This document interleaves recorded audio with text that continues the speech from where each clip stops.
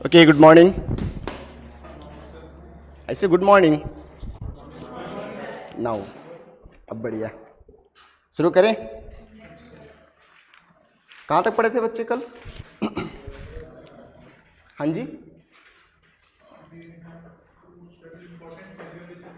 अच्छा, अपन stone age पढ़ रहे थे, राइट? ओके, स्टोन एज में पैलियोलिथिक स्टार्ट किए थे, ठीक है। फिर पैलियोलिथिक को हमने 3 हिस्सों में बांटा था, लोअर पैलियोलिथिक, मिडिल पैलियोलिथिक और अपर पैलियोलिथिक, ठीक है। लोअर पैलियोलिथिक की कैरेक्टरिस्टिक ये थी कि वहाँ पे कोर टाइप का स्टोन अपन यूज़ करते थे। उसके बाद मिडिल पैलियोलिथिक में अपन फ्लेक यूज़ किए और उसके बाद फिर फ्लिंट टेक्नोलॉजी से बनाना शुरू कर दिए। यहाँ पे खुरदुरा जैसा मिलता था वैसे ही उपयोग करते थे और उसके बाद फिर मिडिल में जाके हमने आयताकार पत्थरों का इस्तेमाल करना शुरू किया और यहाँ जाते जाते त्रिभुजाकार औजार शुरू कर दिया था। यहाँ तक क्लियर है? उसके बाद हमने उनके पत्थरों के मतलब औजार के इस्तेमाल के हिसाब से 2 संस्कृति बांटा था, एक सोहन सभ्यता और दूसरा हमारा सोहन सभ्यता को पेबुल सभ्यता भी कहते थे और दूसरा हमारा एक था मद्रास सभ्यता जिसको हैंड एक्स सभ्यता भी कहा जाता था, जिसकी खोज 1863 में रॉबर्ट ब्रूस फुट ने किया था, ठीक है। ओके, डीएन वाडिया हमने सोहन घाटी सभ्यता में देखा था। यहाँ तक क्लियर है? किसी कोई दिक्कत पूछना है कुछ? यस और नो? यस और नो? हाँ जी, ब्यूरिन और औजार हैं, लाइक उसी टाइप का पत्थर थे, ठीक है। एग्जैक्टली तो नहीं बता सकते, ठीक है, जैसे हैंड एक्सेस का एग्जैक्टली दिखता है वैसे एग्जैक्टली तो नहीं पता, लेकिन हाँ कुछ इसी प्रकार का था जिससे हम ठोकने का काम या फिर काटने का काम करते थे, वही है बोरर और ब्यूरिन, ठीक है। चलिए, और किसी को कुछ पूछना है? पूछ लिया करो, है ना, डाउट मत रखा करो, ठीक है। हाँ बेटा, मेगालिथिक मेगास्थनीज का 305 में सेल्यूकस निकेटर आक्रमण किया था और उसी के साथ आया था मेगास्थनीज।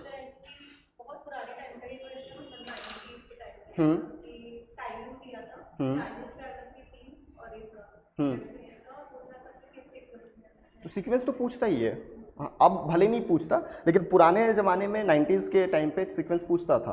तो ये 305 ही लिखिएगा क्योंकि सेल्यूकस निकेटर जो है वो 305 में अटैक किया था चंद्रगुप्त मौर्य के खिलाफ, ठीक है। तो उसके साथ ही डायमेकस भी आया था और उसके साथ ही आपका ये मेगास्थनीज भी आया था, ठीक है। वैसे पढ़ेंगे, अभी नहीं भी लिखोगे तो कोई इशू नहीं है, आगे तो हमको पढ़ना ही है उसके बारे में डिटेल में, ठीक है। चलिए शुरू करें। लास्ट टॉपिक क्या था, क्या बताए थे? अच्छा, लिख लो पहले उसके बारे में, उसके बाद फिर मैं मैप करवा दूंगा। कुछ साइट्स के नाम लिख लीजिए, उसके बाद फिर हम आगे चलेंगे। लिखिए पहला,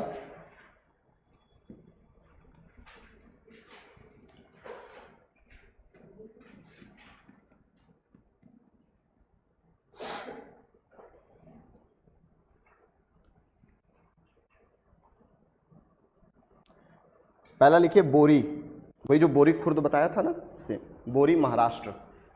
चलिए मैं लिख देता हूं, इसको उतारिए।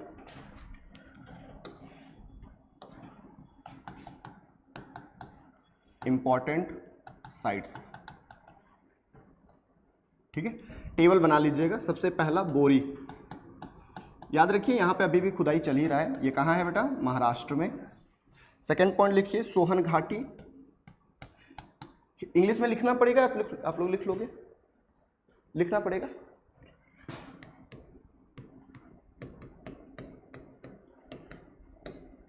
ठीक है, सोहन घाटी,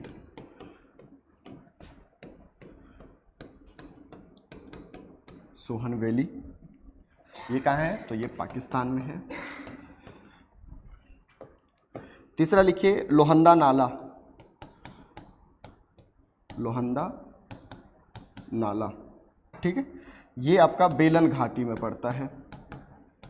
बेलन घाटी कहाँ है? तो उत्तर प्रदेश, याद रखिएगा, ठीक है। तो ये लोहंदा नाला। अच्छा, कल कितने लोग नहीं आने वाले हो? हाथ खड़ा करिए।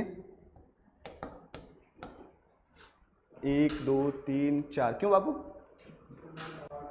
बाहर जा रहे हो आप, बाहर जा रहे हो। और कौन हाथ खड़ा किया था? हाँ है, घर नहीं जाएगा तो कहाँ जाएगा? कहीं नहीं। हाँ आप घर जा रहे हो, ठीक। तो सैटरडे अपन छुट्टी रख लेते हैं ना, सब तो छुट्टी मार रहे हो, ठीक है।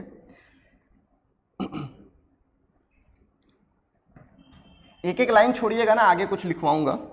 चौथा लिखिए डिडवाना। डिडवाना ये राजस्थान में है, डिडवाना। पांचवा है आपका चिरकी नेवासा।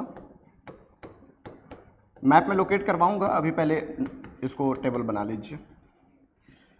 चिरकी नेवासा ये कहाँ है बेटा? तो ये आपका पड़ेगा महाराष्ट्र में। उसके बाद नागार्जुन कोंडा,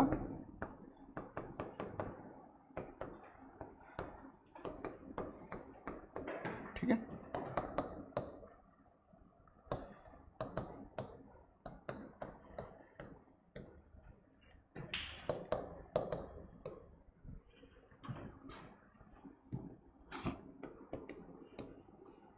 भीमबेटका लिख लीजिए।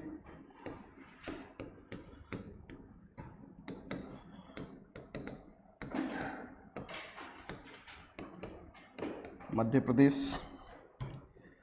आठवां है पल्लवरम,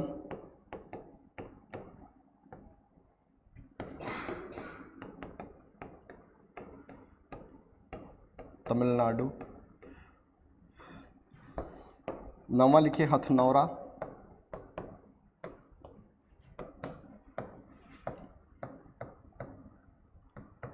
मध्य प्रदेश। 10वां लिखिए गोदावरी घाटी, गोदावरी वैली।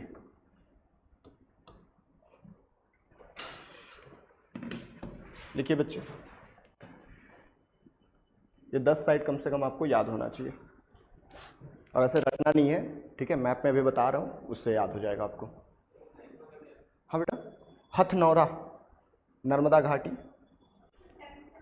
10th वाला है गोदावरी घाटी, गोदावरी वैली। हो गया, लिख लिए? बता रहा हूँ, जस्ट वेट। तो अपन लिख लिए सब कुछ। तो स्टार्ट करते हैं कहाँ से? बोरी खुर्द महाराष्ट्र में है, सोहन घाटी आपका पाकिस्तान में पड़ेगा, लोहंदा नाला बेलन घाटी में है, डिडवाना जो है राजस्थान में है, चिरकी नेवासा महाराष्ट्र में है, नागार्जुन कोंडा आंध्र प्रदेश, भीमबेटका आपका पड़ेगा मध्य प्रदेश में, पल्लवरम तमिलनाडु मद्रास में है, हथनौरा मध्य प्रदेश में है, गोदावरी घाटी आपका महाराष्ट्र एरिया में। चलिए अब इसको थोड़ा सा मैप में बना लेते हैं। एक फटाफट मैप बनाइए आप लोग भी जल्दी से, प्यारा सा सुंदर सा मैप बना लीजिए।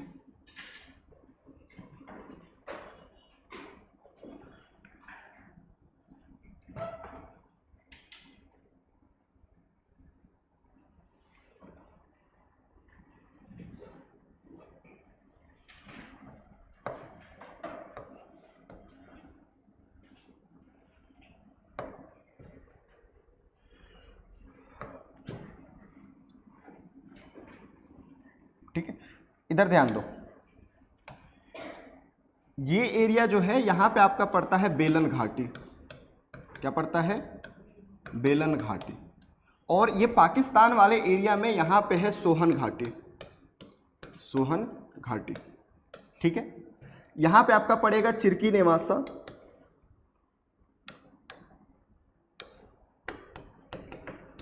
चिरकी नेवासा महाराष्ट्र में। यहीं पे आपका पड़ेगा बोरी, ये भी महाराष्ट्र में है। ठीक है, इधर आओगे तो यहाँ पे पड़ेगा आपका पल्लवरम, है ना, नागार्जुन कोंडा, ये आंध्र प्रदेश में है, ये तमिलनाडु में है। ठीक है, इसके अलावा यहाँ पे हमने एक पढ़ा था, क्या पढ़ा था? गोदावरी घाटी।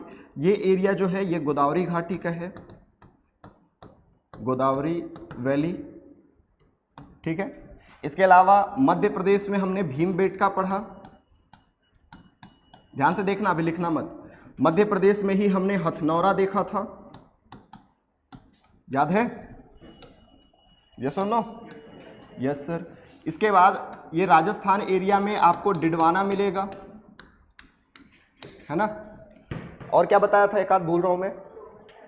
हाँ, लोहंदी, लोहंडा नाला, ये बेलन घाटी वाले एरिया में ही है, लोहंदा नाला, ठीक है, उत्तर प्रदेश, बेलन घाटी।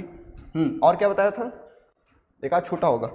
1 2 3 4 5 6 7 8 9 10 हो गया, ठीक है। तो ये पॉइंट अपन याद रखेंगे। फिर से याद रखिए, बेलन घाटी उत्तर प्रदेश में है, बेलन घाटी एरिया में हमको लोहंदा नाला देखने को मिलता है, ठीक है। दूसरी मोस्ट इंपॉर्टेंट चीज, मध्य प्रदेश में भीमबेटका और हथनौरा। हथनौरा कहां पास है? तो ये आपका नर्मदा वैली है। कौन सा वैली है? नर्मदा वैली।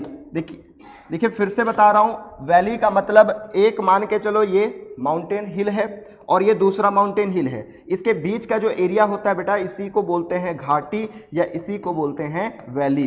तो यहाँ पे नर्मदा नदी है, नर्मदा नदी के अगल बगल क्षेत्र गोदावरी नदी है, गोदावरी के अगल बगल का क्षेत्र गोदावरी वैली। यहाँ पे नर्मदा नदी है, नर्मदा वैली, यहाँ पे बेलन वैली और यहाँ पे Sohan valley.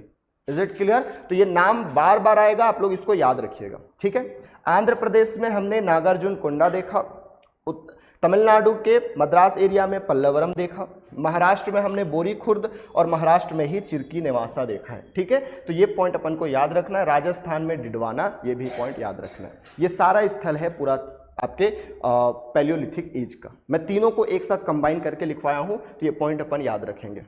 Note down, note कर लीजिए।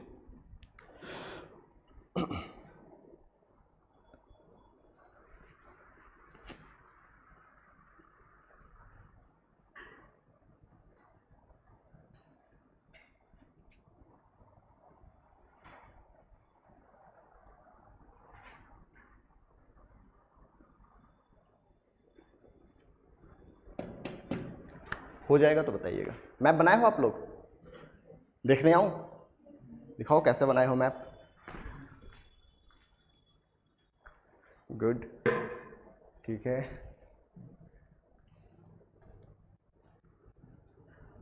Not bad.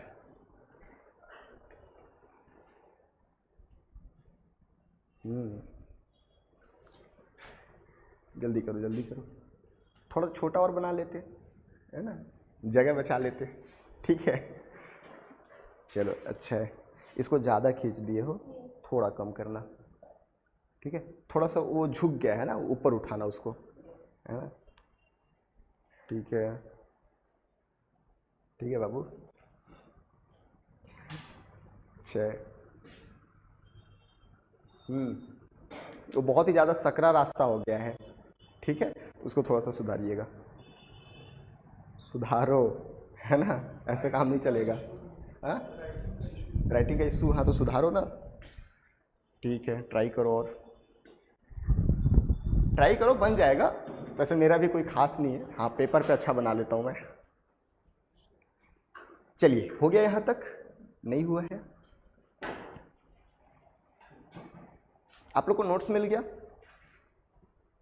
अभी तक नहीं मिला है? चलिए मैं दिलवाता हूँ इसको। वैसे क्लास नोट्स पे ज़्यादा रिलाय करना, है ना। और ये चैप्टर आप लोग अगर पढ़ना चाहोगे तो आर एस शर्मा का चैप्टर 8 आई थिंक है, चैप्टर 7 और चैप्टर 8 है, तो वहाँ से आप लोग पढ़ सकते हो, ठीक है। 2 चैप्टर में बटा हुआ है, एक आपका इस मतलब एक में पैलियोलिथिक और मेसोलिथिक है और दूसरे में नियोलिथिक है, ठीक है। तो वो चैप्टर, हाँ बेटा, हाँ जी, फिर से बताइए। नहीं, आप आर एस शर्मा अगर चाहो तो खरीद सकते हो। एक्चुअली मेरी मतलब मैं जो पढ़ता हूँ ना बुक वगैरह, तो मैं इंग्लिश में ही पढ़ता हूँ, तो मेरे पास जितने भी पीडीएफ्स वगैरह सब इंग्लिश में ही है। तो मेरे पास था, मैं ऐसे बैठा था सिस्टम लेके, तो फिर मैं भेज दिया था, है ना। उससे पढ़ना जरूरी नहीं है, मैं सिर्फ ये बताने के लिए भेजा था कि इसका ये चैप्टर आप लोग पढ़ सकते हो, ठीक है।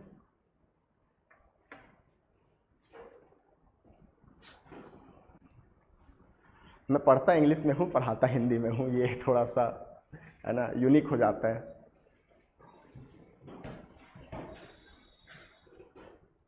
बट डोंट वरी, अगर आप आर एस शर्मा नहीं भी पढ़ोगे तो आप कुछ मिस नहीं करोगे, क्योंकि मैं जो यहाँ पे दे रहा हूँ वो कई किताबों का संग्रह है। आप किसी एक किताब में खोज के दिखा देना, फिर मैं मान जाऊँगा, है ना। जितने भी कंटेंट दे रहा हूँ ये या तो मेरे ही पास मिलेगा या तो फिर कहीं नहीं मिलेगा, मतलब मिलेगा, ऑब्वियस सी बात है, सारी जगह से कंपाइल करके आया है, तो आपको हर जगह का निचोड़ दे रहा हूँ, ठीक है।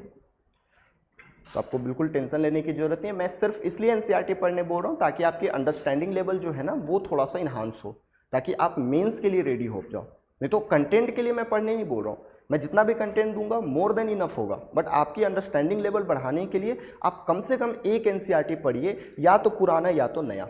नया से उतनी अंडरस्टैंडिंग नहीं बढ़ती। फिर बोल क्यों रहे हो सर? क्योंकि बीजेपी गवर्नमेंट थोड़ा सा नेशनलिस्ट पर्सपेक्टिव देखती है, और यही कारण है कि अभी जितने भी हिंदू रीजन है या लोकल रीजन है वहाँ से क्वेश्चन ज़्यादा पूछता है, और वो सारा न्यू एनसीईआरटी में दिया है। लेकिन जब तक ओल्ड एनसीईआरटी नहीं पढ़ोगे, old NCERT that means R S Sharma, Satish Chandra and Bipan Chandra, जब तक ये तीनों नहीं पढ़ोगे तब तक आपकी सोचने की क्षमता या अंडरस्टैंडिंग लेवल उतनी बिल्ड नहीं होगी। कैसे एक पर्सपेक्टिव से हम देखते हैं, अशोक को किस नज़र से हम देख रहे हैं, चंद्रगुप्त मौर्य को किस नज़र से देखते हैं, वो सिर्फ फैक्ट पढ़ के आप नहीं समझ पाओगे, है ना। इसलिए एनसीईआरटी में फैक्ट कम दिया रहता है लेकिन अंडरस्टैंडिंग बहुत रहती है। बात समझ में आ रही है? चलिए, कहाँ पे बेटा? ये बेलन घाटी, बेलन, ठीक है, हो गया, लिख लिए? हाँ बेटा, बोरी और चिरकी नेवासा महाराष्ट्र में ही एक ही जगह पे है, मतलब एक जगह पे थोड़ा दूर में है, बट महाराष्ट्र में ही दिखाया है, इसलिए दोनों एक जगह में महाराष्ट्र में ही है दोनों।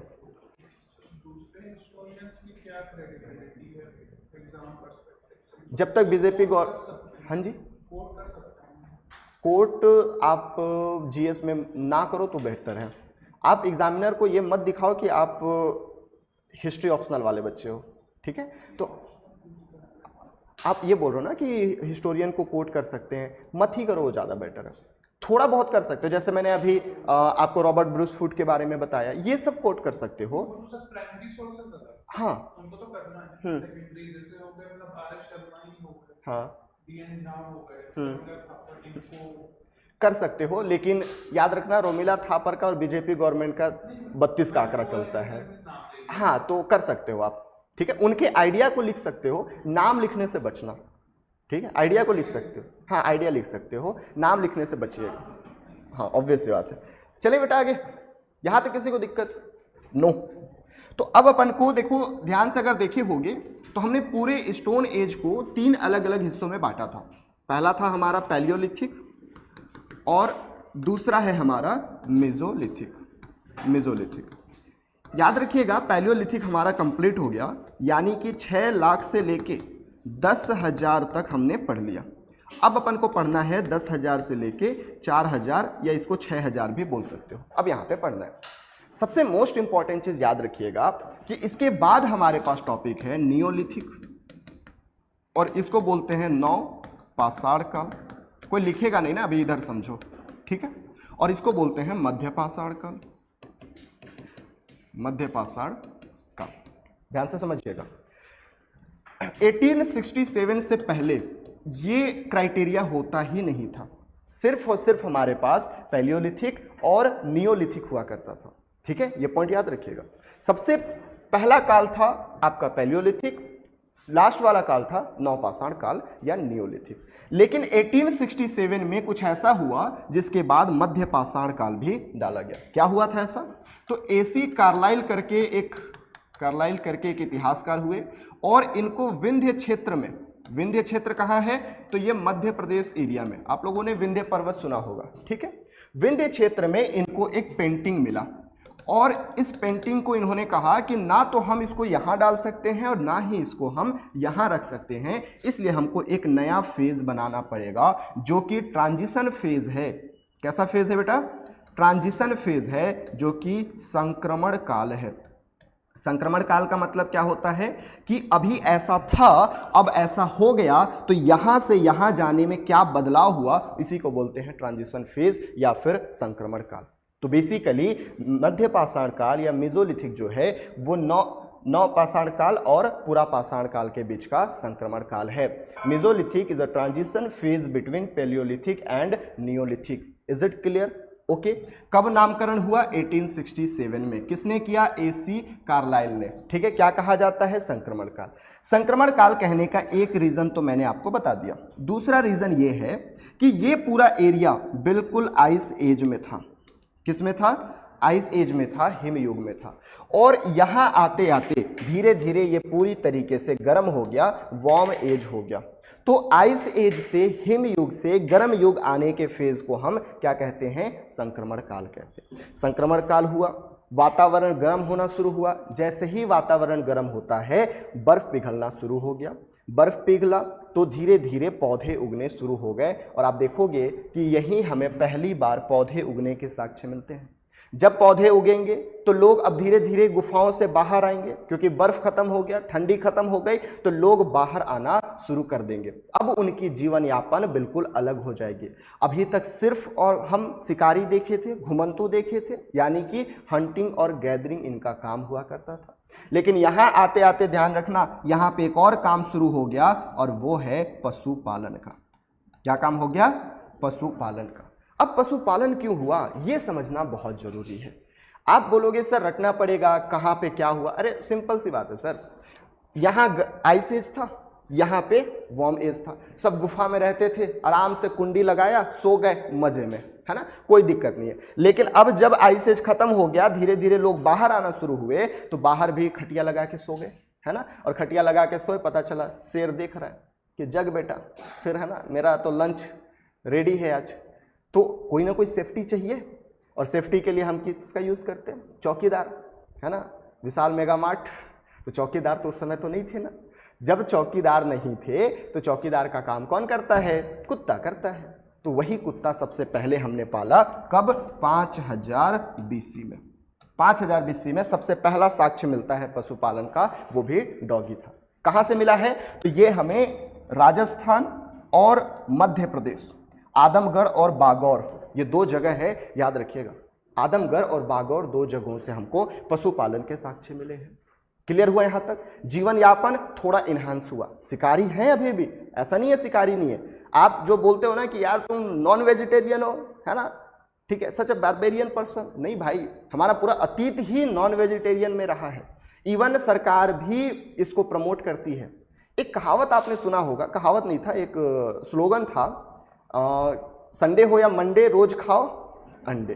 क्यों? क्योंकि उस समय पे भारत में अनाज कम पड़ा था, और सिर्फ पूरी जनता अगर सिर्फ वेजिटेरियन हो गई तो सरकार के लिए ये बहुत बड़ी मुसीबत है कि वो सबको कैसे खाना पुड़ाएगी। इसलिए वेजिटेरियन के साथ साथ नॉन वेजिटेरियन होना बहुत ज़रूरी है किसी भी कंट्री के आर्थिक स्थिति, किसी भी कंट्री के फूड सिक्योरिटी के लिए। Is it clear? तो ये पॉइंट याद रखिएगा। दूसरी महत्वपूर्ण चीज़, अब थोड़ा सा हम एक ही बार पूरा डिस्कस कर लो, फिर लिखवा दूंगा, चलेगा? ओके, तो अब हम थोड़े से औजार पे आ जाते हैं कि औजार कैसा था सर इनका। बेसिकली यहाँ पे हमने तीन चीज़ें देखा, एक कोर था, उसके बाद हमने फ्लेक देखा, और उसके बाद हमने फ्लिंट देखा। यहाँ तक बिल्कुल नुकीला हो गया था। अब इसको हम और छोटा कर दिए, इतना छोटा कर दिए कि अब हम उसको उंगली पे रख सकते हैं, उसको मस्त काटेंगे ऐसे, ठीक है, यानी ब्लेड के फॉर्म में, या एकदम बहुत ही ज़्यादा माइक्रो कर दिया। इसी को माइक्रोलिथ कहा जाता है। कैसा उपयोग करते थे हम? माइक्रोलिथ उपकरण का उपयोग करते थे। अब ये माइक्रोलिथ उपकरण का इस्तेमाल क्या करते थे? तो सबसे पहला इस्तेमाल है शिकार करने में, यानी कि हंटिंग करने में, और दूसरा इसका महत्वपूर्ण काम जो है वो यहीं से शुरुआत होता है, और वो है पेंटिंग करना। पेंटिंग करना, इन्होंने पहली बार पेंटिंग करना शुरू किया, और इसके सबसे प्राचीनतम साक्ष्य वही AC कार्लाइल ने ही दिया था विंध्य क्षेत्र में। हालांकि ये डेटा चेंज हो चुका है। अभी जब मैं पेंटिंग पढ़ाऊंगा, मेंस का टॉपिक है, ये क्वेश्चन पूछा हुआ है यहाँ से, तो इसको हम पढ़ेंगे बहुत डिटेल में। बट अभी के लिए इतना याद रखिए कि माइक्रोलिथ का इस्तेमाल शिकार करने के साथ साथ पेंटिंग करने के लिए भी किया जाने लगा। सबसे पहला साक्ष्य हमको AC कार्लाइल ने दिया था विंध्य क्षेत्र से। Is it clear? अब इनके शेप क्या हुआ करता था, इस पर थोड़ा सा डिस्कस कर लेते हैं। कितने लोग फिजिक्स पढ़े हो 11th में? वाह, सब लोग पढ़े हो, ठीक है। आप लोग एक प्रक्षेप्य पथ के बारे में सुने होंगे, प्रक्षेप्य पथ, प्रोजेक्टाइल मोशन, कितने लोगों ने सुना है? सब लोगों ने सुना है। क्या होता है सिंपल सा एक लाइन में कि सर हम किसी भी वस्तु को या किसी भी ऑब्जेक्ट को अगर 45 एंगल पे फेंकते हैं तो वो सबसे ज़्यादा डिस्टेंस ट्रेवल करता है। यही था, शॉर्ट एंड स्वीट में यही था। अरे यस और नो, यही था ना। प्रोजेक्टाइल मोशन क्या होता है कि सर अगर हम किसी ऑब्जेक्ट को 45 एंगल पे फेंकते हैं तो सबसे मैक्सिमम डिस्टेंस ट्रेवल करता है। अब इस मोशन के लिए आपको जो ऑब्जेक्ट चाहिए वो कुछ इस प्रकार के ऑब्जेक्ट चाहिए, इस प्रकार के। हंसिया देखा है आप लोगों ने घर में? कितने लोग देखे हो? सब लोग देखे हो? वाह यार, सब गांव से हो, ठीक है। शहर में होता है हंसिया? नहीं होता है ना? फिर कहाँ से देख लिए? होता है पक्का? चलो ठीक है, अच्छी बात है, कम से कम मेरे लिए आसानी हुआ। तो ये जो हंसिया है ना, मान के चलो ऐसे है, अब मैं इसको ऐसे फेंकूंगा तो सीधे इसका एक वाला हिस्सा जाके उसके दिल में पड़ेगा। अच्छा, दिल इधर होता है क्या? हाँ, दिल में पड़ेगा और वो खत्म। फिर मस्त उसको भूनेंगे, मतलब अभी नहीं भूनेंगे, बाद में भूनेंगे और मस्त खाएंगे, ठीक है। तो यानी कि हम ऐसे फेंकने के लिए इन प्रकार के औजारों का इस्तेमाल करते थे। ऐसे औजार को बेटा ल्यूनेट कहते हैं। क्या कहते हैं?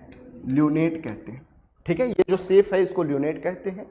इसके अलावा ट्रेपेजियम करके एक शेप आता है, इसी प्रकार से होता है ट्रेपेजियम। ऐसे भी औजारों का इस्तेमाल किया जाता था। औजार थे माइक्रोलिथ, माइक्रोलिथ के ये शेप हुआ करते थे, लाइक ल्यूनेट हो गया, ट्रेपेजियम हो गया, ये सारा चीज। Is it clear? इनका इस्तेमाल शिकार करने और साथ ही पेंटिंग करने के लिए भी किया जाता था। यहां तक किसी को doubt? Any problem? No? Note it down.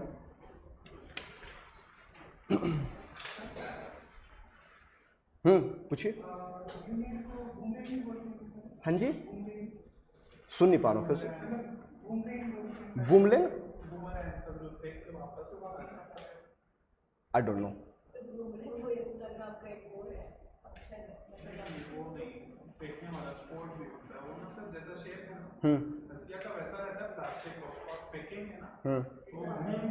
वो तो आज का है ना भाई साहब, हम 10,000 साल पहले पूछ पड़ रहे। शेप देखो ऐसा है, ल्यूनेट शेप। अब आप आज के ज़माने में क्या बोल रहे हो मुझे नहीं पता, उस वो ट्रेंड के बारे में मेरे को देखना पड़ेगा, ठीक है। अगर आप दिखा सकते हो तो दिखा दो, फिर बता दूंगा।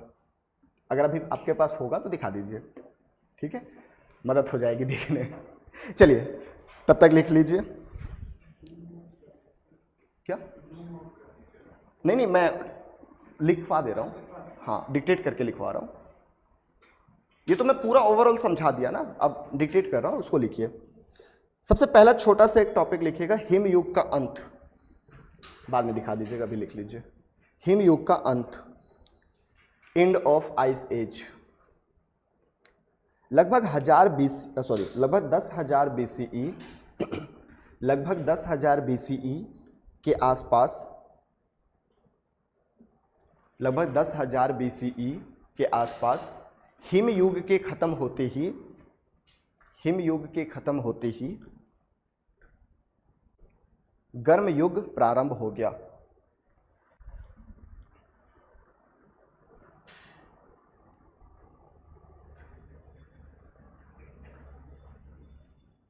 warm age started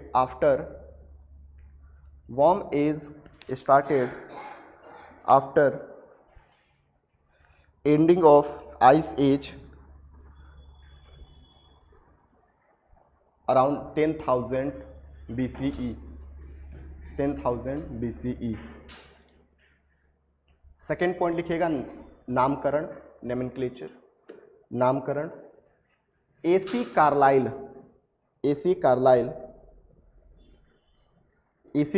ने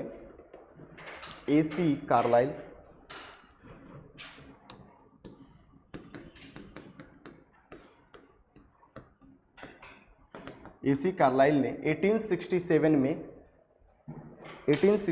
में इसका नामकरण किया। लिख लो आप लोग भी। नेक्स्ट पॉइंट लिखिए, ट्रांजिशन फेज, संक्रमण काल। ट्रांजिशन फेज, संक्रमण काल, ट्रांजिशन फेज, संक्रमण काल। यह पूरा पाषाण काल और नवपाषाण काल के बीच का, यह पूरा पाषाण काल और नवपाषाण काल के बीच का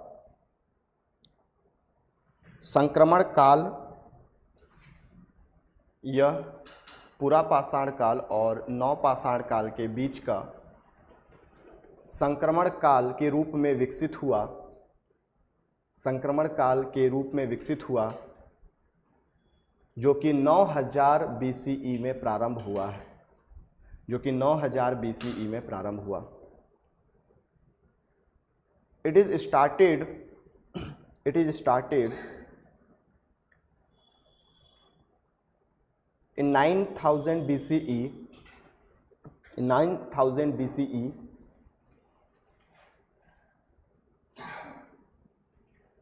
also known as a transition phase between, also known as, also developed as the transition phase between Paleolithic and Neolithic, also developed as the transition phase between Paleolithic and Neolithic, Paleolithic and Neolithic। ठीक है, next लिखिए livelihood, जीवन यापन या आजीवन या आजीविका, है ना, कुछ भी लिख सकते हो। लाइवलीहुड, आजीविका, डैश करके लिखिए। जीवन यापन हेतु लोग शिकार करना, मछली पकड़ना, जीवन यापन हेतु लोग शिकार करना, मछली पकड़ना, भोजन इकट्ठा करना, थोड़ा फास्ट लिखेंगे बच्चे, भोजन इकट्ठा करना इत्यादि काम करते थे। हालांकि बाद में लगभग 5000 BCE में, हालांकि बाद में लगभग 5000 BCE में पशुपालन का कार्य भी प्रारंभ हो गया।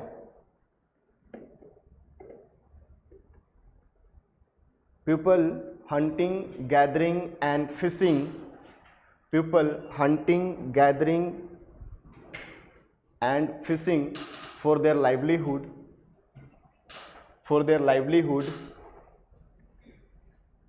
क्या हो गया, लिख लिए पूरा? अभी तो बहुत सारा बचा है। अच्छा ठीक है। People hunting, gathering and fishing for their livelihood, although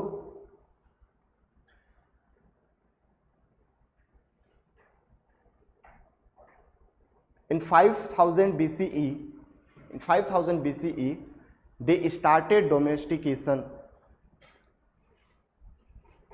क्या हो गया, बताओ, मैं भी हंस लूंगा। अरे मुझे भी हंसना पसंद है, बता। अरे बता दे भाई। ओए क्या हो गया? नहीं, ठीक। स्टार्टेड डोमेस्टिकेशन, ठीक है। नेक्स्ट पॉइंट लिखिए, पशुपालन, डोमेस्टिकेशन, डैश।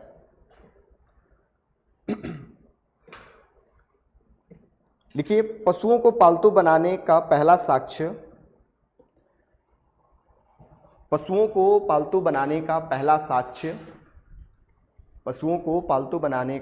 साक्ष्य, राजस्थान के बागौर और मध्य प्रदेश की भीमबेटका से मिलता है।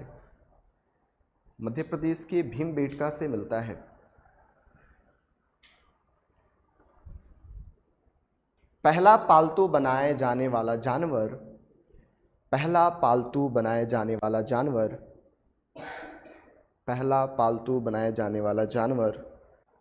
कुत्ता था। कुत्ता, मतलब गाली नहीं दे रहा हूं, नाम लिखवा रहा हूं, कुत्ता था, ठीक है। Noted down. The early evidence of domestication was found from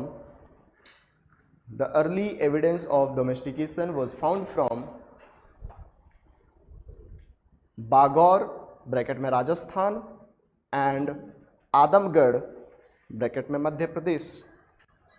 Bagore, Bagor bracket में राजस्थान एंड आदमगढ़ ब्रैकेट में मध्य प्रदेश।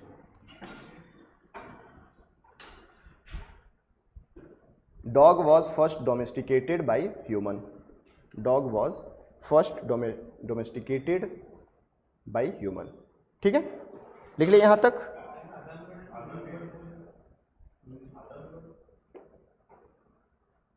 क्या लिखवाया था आपको? Bagor and oh sorry sorry sorry, Bhimbetka नहीं, आदमगढ़। इट्स माय बैड, आप लोग चेंज कर लीजिए। भीमबेटका नहीं है, आदमगढ़ है। आई थिंक मैं पढ़ाने समय आदमगढ़ ही बोला था, है ना, वो टंग मिस्टेक। इंग्लिश में तो आदमगढ़ लिखवाया ना, कई बार हो जाता है। ठीक है, लिखिए। नेक्स्ट लिखिए, औजार के बारे में लिख लीजिए। टूल्स, औजार, टूल्स, औजार, औजार, हाँ औजार, टूल्स।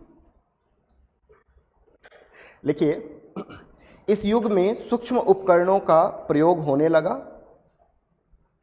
इस युग में सूक्ष्म उपकरणों का प्रयोग होने लगा जिसे माइक्रोलिथ कहा जाता था। इस युग में सूक्ष्म उपकरणों का प्रयोग होने लगा जिसे माइक्रोलिथ कहा जाता था। जिसे माइक्रोलिथ कहा जाता था। ये उपकरण कई आकार तथा आकृति में, ये उपकरण कई आकार तथा आकृति में इस्तेमाल किए जाते थे, जैसे lunate, trapezium etcetera. Lunate, trapezium etcetera. Note करके लिखिए, बड़ी मछली, अब देखना कैसे तीर धनुष आएगा ना। पहले हमने हाथ पत्थर का इस्तेमाल किया पॉइंट के रूप में, अब हम बड़ी मछलियों के हड्डी का इस्तेमाल करेंगे और यही तीर कहलाएगा, और अगले एज में यानी नवपाषाण काल में हम धनुष का इस्तेमाल करेंगे। तो इस तरीके से ग्रेजुअल डेवलपमेंट हुआ है। अगर आप इस टॉपिक को समझ के पढ़ लिए ना तो कभी भी आपको रटने की जरूरत नहीं पड़ेगी। ठीक है, डॉग क्यों आया? क्योंकि सिक्योरिटी चाहिए। सिक्योरिटी क्यों चाहिए? क्योंकि वार्म एज आया, हम गुफा से बाहर रहना शुरू कर दिए तो हमें सेफ्टी चाहिए था। अब अनाज आएगा अगले फेज में, क्यों आएगा? क्योंकि अब पूरी तरीके से गर्म हो गया। ये ट्रांजिशन फेज था, ये पूरी तरीके से वार्म हो गया। वार्म का मतलब उबलता हुआ वार्म नहीं, मतलब रहने लायक। तो अब धीरे से यहाँ पे क्या हो जाएगा? एग्रीकल्चर होगा। एग्रीकल्चर होगा, यहीं पे हम अब आग पे कंट्रोल कर लेंगे और पका के खाना शुरू कर देंगे। जब हम पका के खाएंगे, एग्रीकल्चर होगा, हम सेटल होंगे। एटलीस्ट 3 से 4 महीने खेती में लगते हैं। जब हम सेटल होंगे, यही सभ्यता शुरू होगा और यही आगे चल के बड़ा हो जाएगा। इसी को हम सिंधु घाटी सभ्यता कहेंगे। तो ये ग्रेजुअल डेवलपमेंट हुआ है। हिस्ट्री, मैं फर्स्ट डे पे बोला था, हिस्ट्री कभी भी फैक्चुअल डेटा का संकलन नहीं है, कंपाइलेशन ऑफ फैक्ट नहीं है। हिस्ट्री एक समझ है जो कि आपको टाइम के साथ विकसित होगी। ठीक है, याद रखिएगा। कहां तक लिखे थे? बड़ी मछलियों के हड्डियों का भी उपयोग औजार के रूप में होने लगा। बड़ी मछलियों के हड्डियों का भी उपयोग औजार के रूप में होने लगा, जिसे हार्पून्स कहा गया। जिसे हार्पून्स कहा गया। इंग्लिश मीडियम लिखिए। People started using microlith tools. People started using microlith tools in various shape and size. In various shape. For example, lunate, trapezium, etc. Lunate, trapezium, etc. They also started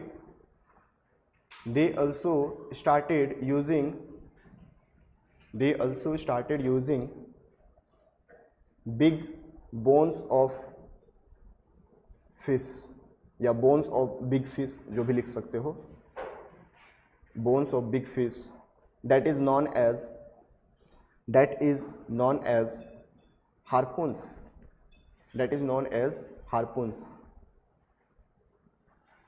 लिख लिए हार्पून्स, यहाँ पे note, यहाँ पे लिखा हुआ है हार्पून्स, यहाँ पे एस्ट्रोट्रॉफी लगा लेना। क्लियर है बच्चे? नोट करके लिखिए,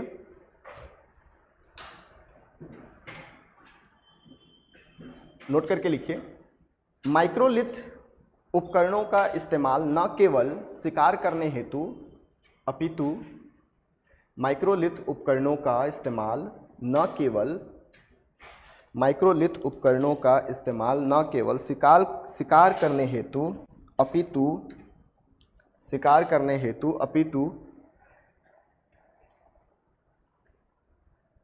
पेंटिंग या चित्रकला के लिए भी किया जाता था। पेंटिंग या चित्रकला के लिए भी किया जाता था। पेंटिंग या चित्रकला के लिए भी किया जाता था। पेंटिंग या चित्रकला के लिए भी किया जाता था। ठीक है बच्चे?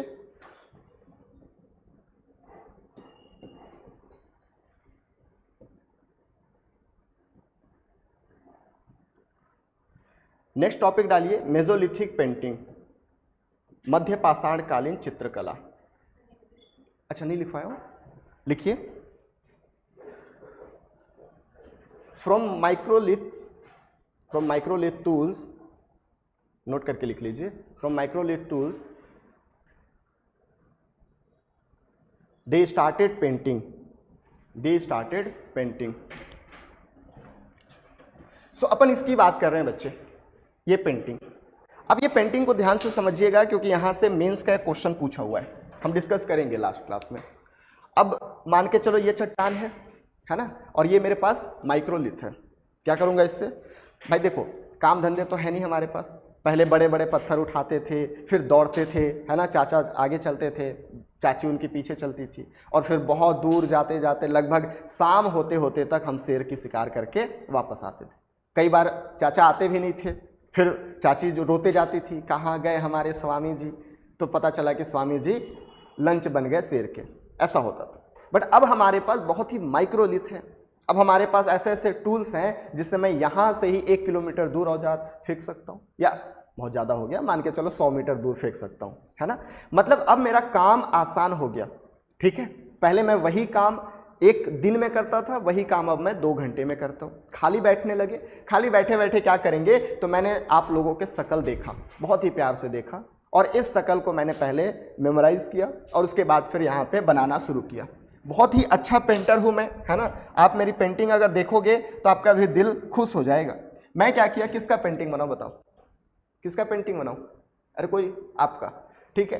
तो ठीक है, चश्मा नहीं पहना है, तो ये बन गया इनका शकल, ये बन गया इनका शरीर, ये हाथ है और ये पैर है। तालियां बजानी चाहिए भाई, मतलब इतना अच्छा पेंटिंग बना है, मतलब बस इतना ही है। ये पेंटिंग जो बनाया हूँ, ठीक है, बहुत ही सुंदर बेहतरीन दिख रहा है। इसी पेंटिंग को बेटा बोलते हैं पेट्रोग्लिफ। क्या बोलते हैं? पेट्रोग्लिफ। पेट्रोग्लिफ क्या होता है? बेसिकली ये लाइन डायग्राम है। क्या है? लाइन डायग्राम है। पहले इस आज के प्रकार का शकल वगैरह ऐसे नहीं बनाया जाता था, पहले इसी प्रकार से बनाया जाता था। अब जितने भी देखोगे वो सिर्फ और सिर्फ आपको हड्डी इस तरीके से दिखेंगे। यहाँ देख लो, जैसे ये घोड़ा या फिर जो भी जानवर बनाया गया है, तो वो बेसिकली सिर्फ ऐसे आपको देखने के लिए बनाया गया है, कोई विजुअल मतलब ऐसे पूरी जानकारी नहीं मिलती। यहाँ इंसान बना है तो ये पैर इसका बन गया, ये शरीर बन गया, ये हाथ बन गया। तो इस प्रकार से पेंटिंग किया जाता था, और इसी को हम क्या कहते हैं? तो इसी को हम पेट्रोग्लिफ कहते हैं। ये एग्जाम में पूछा हुआ क्वेश्चन है, ध्यान रखिएगा, ठीक है। अब पेट्रोग्लिफ कैसे बनाते थे? तो सबसे पहले औजार का इस्तेमाल करते थे। ये मान के चलो, यहाँ पे सबसे पहले मैंने कुछ शेप बनाया और उस शेप में फिर कलर करते थे। कलर सबसे ज्यादा इस्तेमाल हुआ करता था लाल कलर, गेरुआ कलर, व्हाइट कलर, ठीक है। बहुत कम में हरा कलर, नीला कलर ये भी इस्तेमाल होता था, बट ज्यादातर इस्तेमाल होता था लाल, गेरुआ। गेरुआ का मतलब होता है लाइक आपका ये वाला कलर, ठीक है। ये जो गेहूं कलर का होता है उसी को गेरुआ कलर कहते हैं। लाइक आप अपना शकल देख सकते हो, है ना, हम गोरे नहीं है, हम गेरुआ कलर या सांवला कलर है, ठीक है। तो ये भी कलर होता है। तो ये पॉइंट अपन को याद रखना है।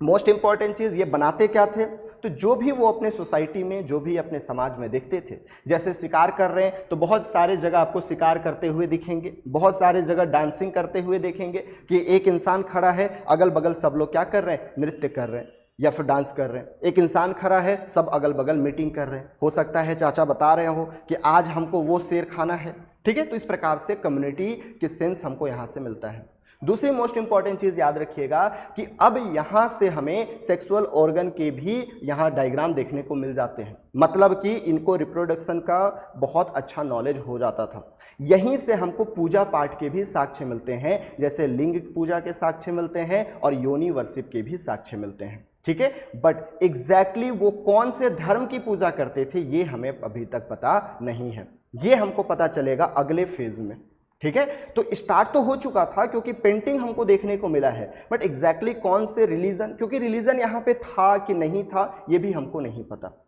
इवन सिंधु घाटी सभ्यता तक हमको नहीं पता कि कोई रिलीजन था कि नहीं।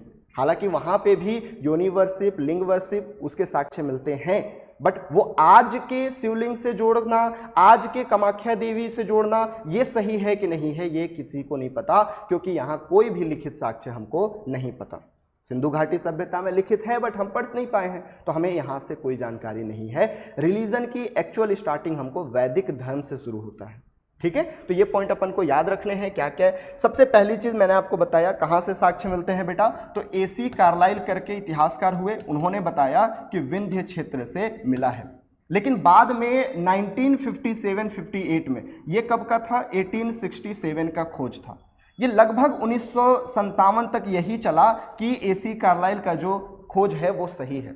लेकिन बाद में डॉक्टर विष्णु श्रीधर वाकणकर, WS वाकणकर के नाम से भी इनको जानते हैं, इन्होंने खोज किया और भीमबेटका जो कि मध्य प्रदेश के रायसेन जिला में है, वहां से सबसे पुराना साक्ष्य देखने को मिलता है। और ये पॉइंट याद रखिएगा कि जुलाई 2003 में इसको यूनेस्को के विश्व धरोहर स्थल भी घोषित किया गया है। ये पॉइंट अपन को याद रखना है। दूसरी चीज कि ये अपने दैनिक गतिविधियां, जानवर शिकार करना, सामूहिक, ये सारी चीजों का पेंटिंग किया करते थे। यही अपन को देखना है किसमें? पेंटिंग में। Is it clear? लिखिए मेसोलिथिक पेंटिंग टॉपिक डालिएगा। सबसे पहले लिखिए खोज, खोज, एक्सकेवेशन।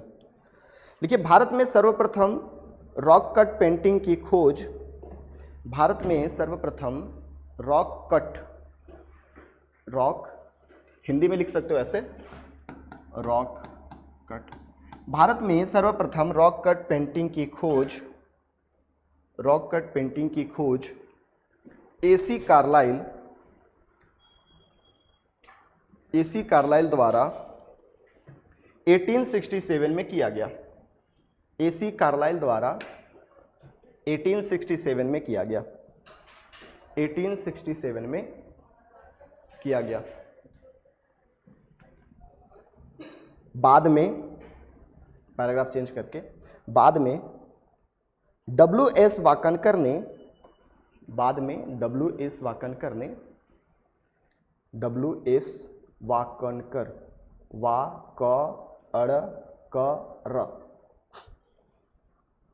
WS वाकणकर ने 1957-58 1957-58 में भीमबेटका, ब्रैकेट में लिख लीजिए रायसेन मध्य प्रदेश, रायसेन मध्य प्रदेश, रायसेन मध्य प्रदेश, ब्रैकेट क्लोज, से भारत की सबसे पुरानी रॉक कट पेंटिंग की खोज की, रॉक कट पेंटिंग की खोज की।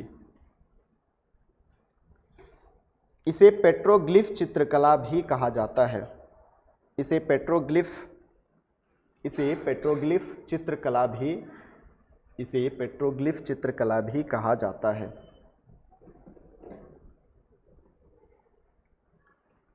इसमें मुख्यतः, फास्ट हो रहा है क्या?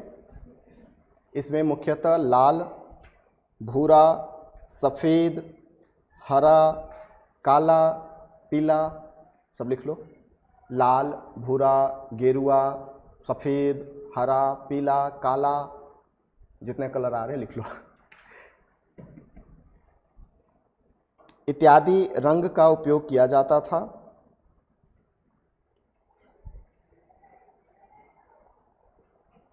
नोट करके लिखिए, भीमबेटका को जुलाई 2003 में, भीमबेटका को जुलाई 2003 में, भीमबेटका को जुलाई 2003 में यूनेस्को विश्व धरोहर स्थल घोषित किया गया।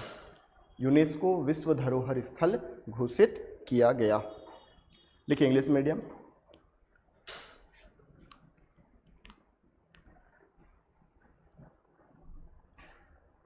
First rock cut paint, first evidence of rock cut painting, first evidence of rock cut painting was found from Sohagi Ghat. आप लोग भी कहीं मेंशन कर लीजिएगा सोहागी घाट प्लीज, सोहागी घाट ब्रैकेट में मिर्ज़ापुर उत्तर प्रदेश, स्थान आप लोग भी कर लीजिएगा, Sohagi Ghat Mirzapur Uttar Pradesh. The first evidence of rock cut painting was found from Sohagi Ghat Mirzapur Uttar Pradesh in 1867 by A.C. Carlyle, by A.C. Carlyle, by A.C. Carlyle, ठीक है। Letter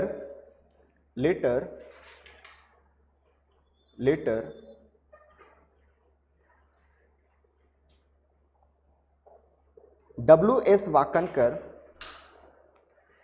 letter W.S. Wakankar found later W.S. Wakankar found earliest evidence of rock cut painting, from Bhimbetka, bracket में लिख लीजिएगा Raisen Madhya Pradesh, Bhimbetka bracket में लिखिए रायसेन मध्य प्रदेश इन 1957-58। It is known as petroglyph,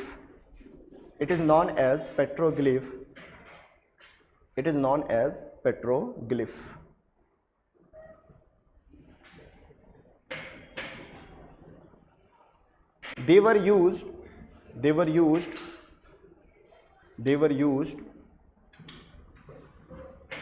red,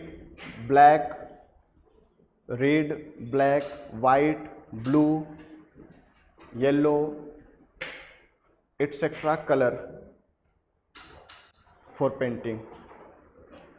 They were used red, black, white, blue, yellow, etc. color for painting. Note करके लिखिएगा,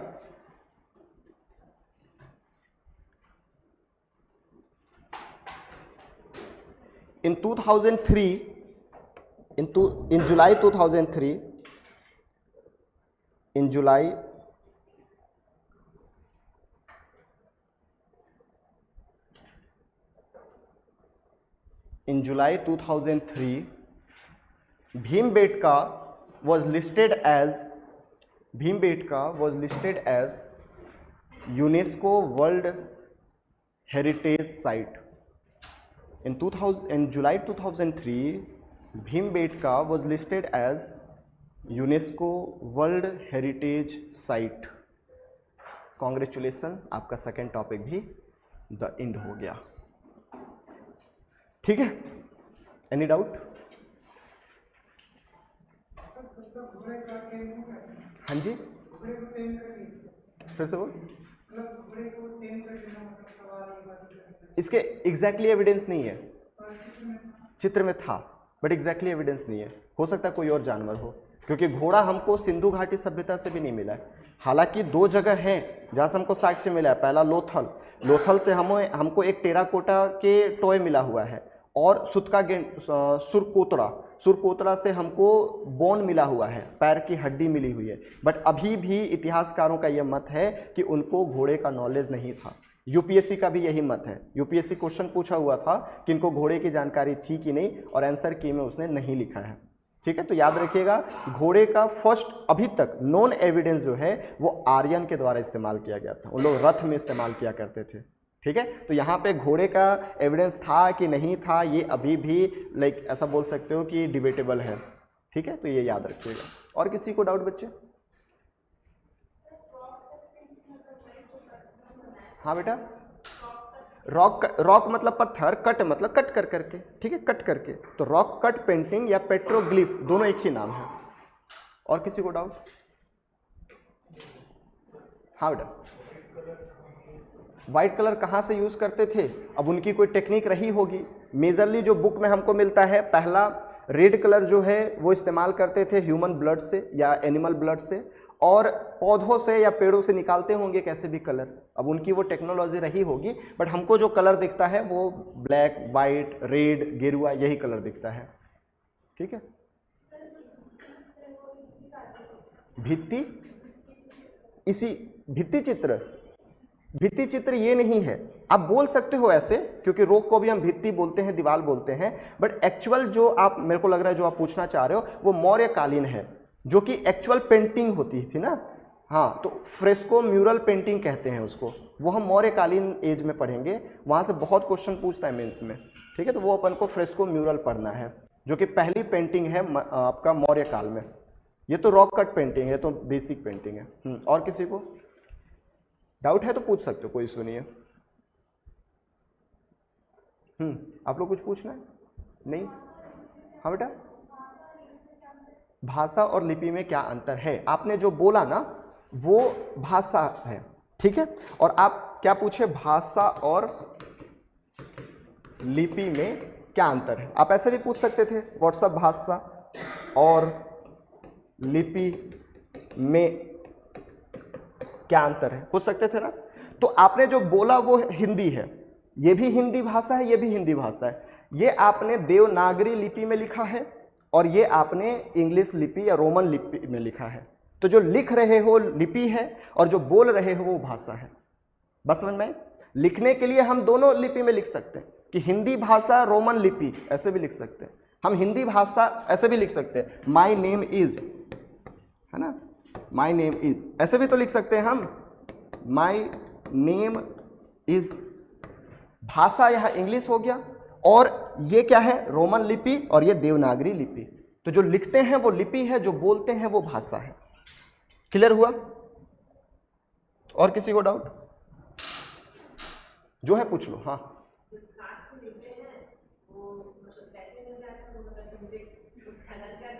नहीं, रात में मेरे को सपना आता है, ठीक है, फिर मैं जाके खुदाई करता हूँ, फिर मिल जाता है। ऐसा नहीं होता। जैसे आप हड़प्पा की बात करो, तो चार्ल्स मेसन करके एक इंसान थे। अब वो लड़ाई लड़ रहे थे रंजीत सिंह के साथ, तो लड़ाई लड़ने गए तो रास्ते में जा रहे थे, टीला मिल गया। अब जब टीला मिला तो उस समय तो बिजी था भाई लड़ाई लड़ने में, वापस आया, फिर गया देखने की है क्या। हम भी जाते हैं ना देखने, करे वहाँ पे कुछ मिला है, गए देखने, तो हमको लगा कि ऐसी टीला हुआ है, ऐसी उठा हुआ है, जगह है, कुछ नहीं किए। फिर आपका अलेक्जेंडर कनिंघम गया, तो अलेक्जेंडर कनिंघम को एक सील मिल गया, बोला कि होगा कुछ, वो भी ज़्यादा ध्यान नहीं दिया। लेकिन वहीं पे एक इंसान था जिसको लगा कि नहीं यार यहाँ पे कुछ तो है, क्योंकि वहाँ से बहुत सारी ईंटें निकले थे सेम शेप साइज का। तो फिर खुदाई करने लगे, खुदाई किए तो हमको बहुत बड़ी सभ्यता मिल गई। तो सभ्यता अगल बगल खोदते गए, फिर दूसरे गांव में खोदे, फिर तीसरे गांव में खोदे, खुदाई होते गई मिलते गई। तो ऐसे ही होता है। जैसे मान लो रास्ते में कहीं जा रहे हो, अब आप क्या सोचोगे कि अरे यार छोड़ना कुछ भी है, बट जो पुरातत्ववेदा है, जो आर्कियोलॉजिस्ट है, वो हर छोटी छोटी चीज़ को बहुत गहराई से सोचता है। अगर उसको एक भी चीज़ ऐसा मिल गया, जैसे मान लो आप अपने बाड़ी में खुदाई कर रहे हो, आपको कुछ मिल गया पुराना सिक्का, आप बोलोगे होगा किसी का, आप ज़्यादा ध्यान नहीं दोगे। वहीं अगर पुरातत्ववेदा है या आर्कियोलॉजिस्ट है, वो उस पर पूरा रिसर्च करेगा है क्या एक्चुअल में, तो वो वही कुछ भी मिल गया बस खुदाई शुरू हो जाता है। खुद जब तक मिलते गया खुदाई करते जाओ, पूरा एरिया छान मारो, वहीं से कुछ ना कुछ तो मिलेगा ही। तो इस तरीके से खुदाई होती है। और कुछ? हाँ, संविधान में कहाँ तक पढ़े हो अभी? सिटीजनशिप पढ़े? हाँ, तो सर ने बताया होगा ना कि एलियन अभी भी है। जो भारत का निवासी नहीं है उसको एलियन कहते हैं। आप जो पूछ रहे हो जादू वाला पूछ रहे हो ना, कि जादू आया था कि नहीं आया था? अभी नहीं मिला है ऐसा कुछ। देखा है कहाँ? जादू में? तो मूवी अलग है ना भाई साहब, मूल्य। हाँ, तो डॉक्यूमेंट्री और इतिहास में अंतर होता है ना। होते होंगे, ऐसा नहीं है कि नहीं होते होंगे। जैसे पृथ्वी पर हम हैं तो किसी और ग्रह पे इतने सारे यूनिवर्स में ग्रह हैं, तो कहीं ना कहीं होते होंगे। अब आप मेरे को थोड़ा फिलोसफी साइड मत ले जाओ, जस्ट हिस्ट्री ही पढ़ो। और जादू से पूछना कभी आएगा तो कि कहाँ रहते हो तुम, ठीक है? और किसी को कोई डाउट? नो, चलें फिर। हाँ जी, फिर से बोलो। सुहागी घाट मिर्ज़ापुर क्षेत्र में, यूपी में।